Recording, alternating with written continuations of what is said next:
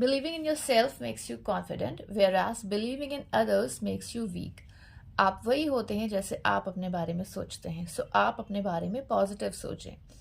खुद को अफर्म करें कि आपके अंदर अनलिमिटेड एनर्जीज एंड टैलेंट्स हैं। खुदा ने हम सबको यूनिक बनाया है और हम सबको अलग अलग पोटेंशियल्स और टैलेंट से नवाजा है। तो आप ना ही किसी का कंपैरिजन किसी से करें और ना ही अपना कंपैरिजन किसी से करें। और अगर आपके बारे में कोई नेगेटिव भी बोलता है, so just let them go, just ignore them, because it's their perception about you, not yours. So just believe in your self. Hello friends, आज हम बात करेंगे कि कैसे हम खुद को समझकर अपने अंदर के टैलेंट्स को अनलीश कर सकते हैं। तो चलिए एग्जाम्पल लेते हैं a very famous scientist Albert Einstein का। एल्बर्ट आइंस्टाइन, जिन्हें कि आज पूरी दुनिया जानती है और जिनकी थ्योरी ऑफ रिलेटिविटी और E is equals to mc² की इक्वेशन ने पूरी साइंस को बदल कर रख दिया।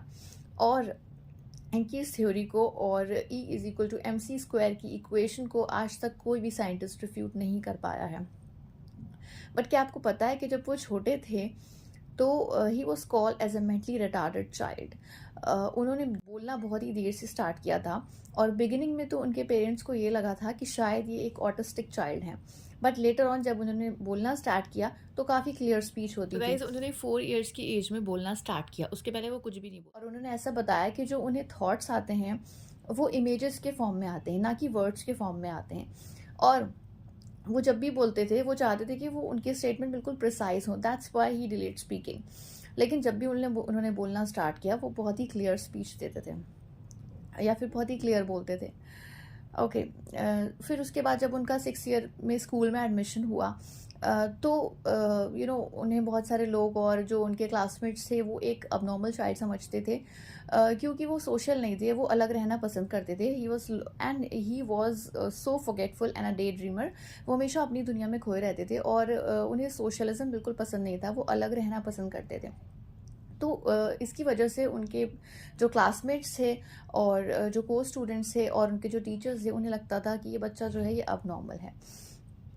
तो एक बार उनके एक टीचर ने उन्हें ये भी बोला कि that he can not do anything in future, क्योंकि टीचर को लगता था ये बहुत ही ज़्यादा अब नॉर्मल काइंड ऑफ चाइल्ड है।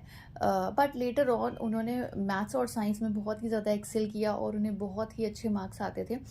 लेकिन उन्हें स्कूल का स्ट्रिक्ट करिकुलम बिल्कुल भी पसंद नहीं था, that's why he was a drop out student. उन्होंने 15 ईयर्स की एज में स्कूल ड्रॉप आउट कर दिया था और वो 11 ईयर्स की एज से ही कॉलेज की बुक्स पढ़ते थे। तो अब जब उन्होंने स्कूल ड्रॉप आउट कर दिया तो उनके पेरेंट्स को बहुत ज़्यादा फिक्र होने लगी कि अब ये करियर में क्या करेगा। लेकिन स्कूल ड्रॉप करने के बाद भी उन्होंने खुद को एजुकेट किया, क्योंकि उन्हें स्कूल का रिजिड करिकुलम पसंद नहीं था, that's why he dropped.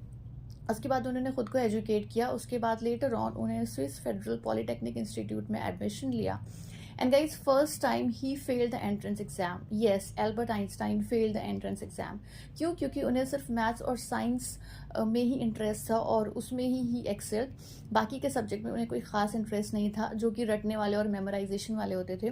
But somehow he next time he crack that. और उसके बाद फिर उन्होंने अपनी लेटर जो लाइफ की आगे वाली रिसर्चेस थी वो कंप्लीट किया, बहुत सारी डिस्कवरीज थी। और फिर बाद में उन्हें उनके फोटो इलेक्ट्रिक इफेक्ट के लिए नोबेल प्राइज भी मिला। सो that was all about Albert Einstein in a brief. So guys, अब यहाँ से हमें क्या सीखने को मिलता है कि एल्बर्ट आइंस्टाइन, जिन्हें कि बचपन में लोग एक ऑटिस्टिक बच्चा या फिर एक मेंटली रिटार्डेड चाइल्ड समझते थे, लेटर ऑन में क्या पता चला कि एल्बर्ट आइंस्टाइन एक बहुत ही ज़्यादा ब्रिलियंट और एक्स्ट्रा ऑर्डिनरी इंसान थे। साइंटिस्ट होना अपने आप भी एक एक्स्ट्राऑर्डिनरी बात होती है और एल्बर्ट आइंस्टाइन का तो कोई भी कंपैरिजन नहीं है। He is a well known and the greatest scientist ever. So guys, हमें इस स्टोरी से, एल्बर्ट आइंस्टाइन की स्टोरी से क्या सीखने को मिलता है कि बिगिनिंग में at the very initial level लोग आपके बारे में गलत परसेप्शन ड्रॉ कर सकते हैं, लेकिन आपको अपने ऊपर कॉन्फिडेंस रखना है, ठीक है? Because you know your potentials and talents. आपको पता है, इफ़ यू एवर थिंक, आपको अगर कभी भी ऐसा लगता है कि आप ये काम कर सकते हैं, आप ये अचीव कर सकते हैं, then definitely you can do and you must try hard for this. Regardless what people are saying about this, लोग जो भी बोलते हैं उन्हें बोलने दीजिए, ठीक है, आप अपना काम करते रहिए. So that was the moral of the story, that we have to believe in our self and not in others. So guys, story अच्छी लगी हो और वीडियो अच्छी लगी हो, so please like, share and subscribe, and we'll meet in the next video. Bye bye.